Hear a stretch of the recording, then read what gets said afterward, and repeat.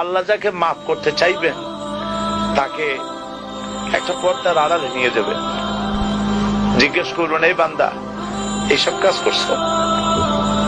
এখন আল্লাহ জিজ্ঞেস করতেছেন, সে তো ভয়তে অস্থির হয়ে যাবে, কেন্দ্রে পাগল হয়ে যাবে, আল্লাহ করে ফেলছি, আবার মাফ করে দাও। আল্লাহ পাক তার জবানের সমস্ত পাপের কথা শুনে সে যখন অনুতপ্ত হয়ে কাঁদতে থাকবে, আল্লাহ বলবেন, যা মাফ করে দিলাম, জান্নাতে চলে যা। এইটা হচ্ছে হিসাব ইয়াসির। আল্লাহুম্মা হাসিবনি হিসাবান ইয়াসিরা। কাবা শরীফ মানুষ যখন তাওয়াফ করে, এই তাওয়াফের ষষ্ঠ তাওয়াফে একটা দোয়া আছে।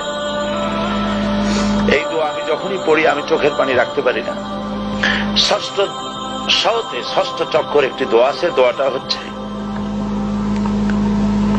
আল্লাহুম্মা ইন্না আলাইয়া হুকুকান কাসীরান ফীমা বাইনি ওয়া বাইনাক।